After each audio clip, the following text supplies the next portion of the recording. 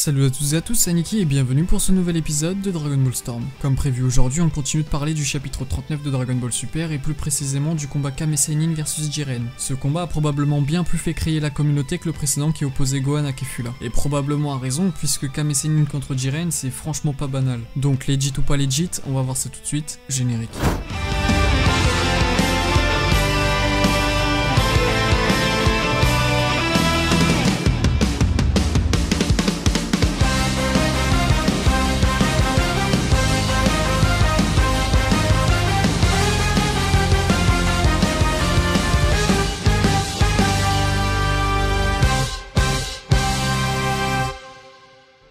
Concernant le combat Kame Sennin contre Jiren et en lien avec ce que j'ai dit dans la précédente vidéo, c'est un point pour le manga. Avant de crier dans tous les sens en disant Aniki fanboy manga, écoutez ce que j'ai à dire. L'anime possède un épisode centré sur Kame Sennin où il combat plusieurs adversaires. Cet épisode est truffé d'incohérences et est ultra mal exécuté en soi. Par exemple, la jarre qu'il utilise contre Dark Ori. Il est pas censé avoir le droit de l'utiliser et les anneaux répliquent juste ouais non c'est bon c'est intéressant. Son combat contre Ganos c'est expliqué qu'il gagne grâce au fait qu'il possède plus d'expérience, pourquoi pas mais non. Sur ce point d'ailleurs, faut être logique. Si vous gueulez sur le fait que Kame Sennin tient tête à Jiren, alors il est pas censé tenir tête à un personnage plus puissant avec ou sans expérience, toujours selon votre discours. Bref, troisième et dernier exemple, concernant sa fausse mort, pareil que ce qui la précède, c'est terriblement plat et sans émotion. Le manga quant à lui a l'intelligence de revenir aux bases de Dragon Ball et des arts martiaux tout en faisant évoluer ses propres règles et notions. On part totalement à contre-courant de la course à la puissance abusive pour revenir à des bases essentielles et bien plus intelligentes. C'est vraiment ultra couillu et c'est ce dont Dragon Ball Super a besoin. J'ai personnellement pas envie de voir une énième transformation sans rien derrière qui va juste augmenter la puissance d'un personnage. Le simple fait d'avoir eu le courage de mettre en avant ce combat en donnant en plus une explication totalement viable, ça s'applaudit.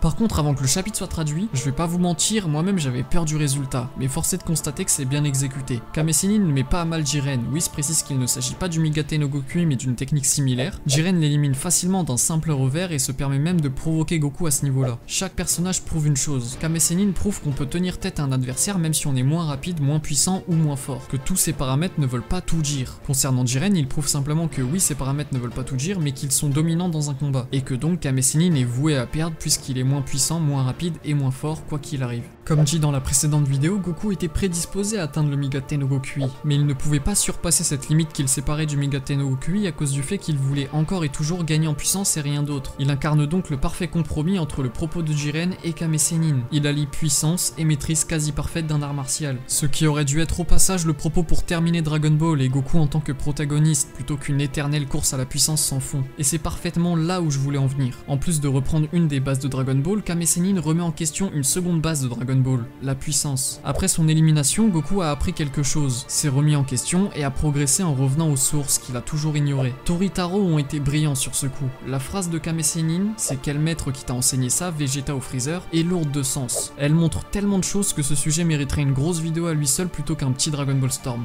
Bref, j'espère que cette vidéo vous aura plu, n'hésitez pas à la liker si c'est le cas, à vous abonner à la chaîne et à partager la vidéo si ce n'est pas déjà fait, et en attendant une toute prochaine vidéo, je vous dis ciao tout le monde.